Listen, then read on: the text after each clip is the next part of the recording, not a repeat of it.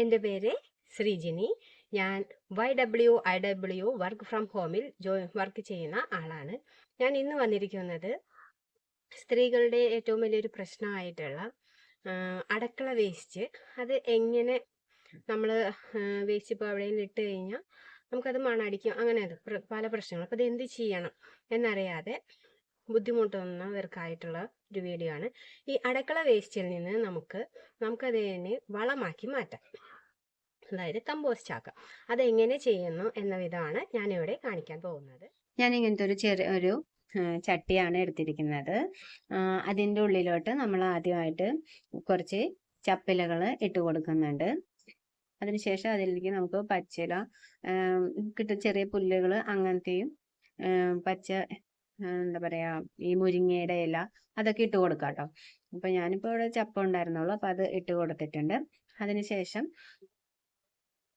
നമുക്കിത് ഇട്ട് കൊടുക്കുന്നത് വെള്ളം ഈർന്നു വരുമ്പോൾ നേരെ അതിൽ നീർവാഴ്ച ഉണ്ടാവാൻ വേണ്ടിയിട്ടാണ് അത് നമ്മൾ ഈ ഇല ഇട്ട് കൊടുക്കുന്നത്.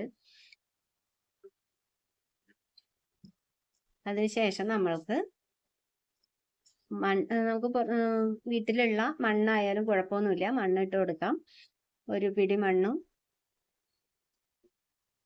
ഇട്ട് കൊടുത്തതിന് ശേഷം ഞാൻ പ്രോട്ടീൻ മിക്സ് ആണ് ഇട്ട് കൊടുക്കുന്നത്.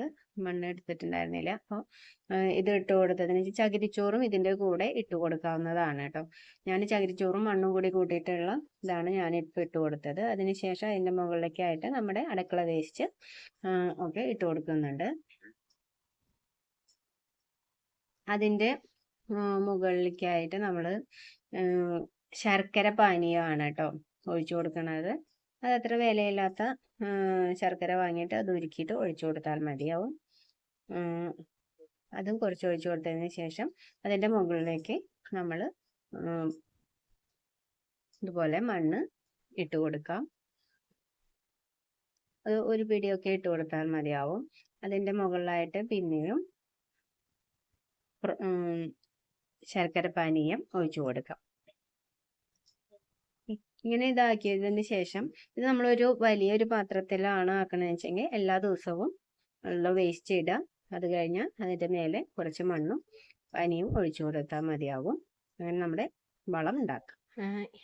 ഇനി നമ്മൾ ഇതിനെ ഒരു 45 ദിവസം ഇത് അടച്ചു വെച്ച് മഴയും വെള്ളവും ഒന്നും ആവാത്ത ഒരു സ്ഥലത്തേക്ക് വേണം മാറ്റി വെക്കണം.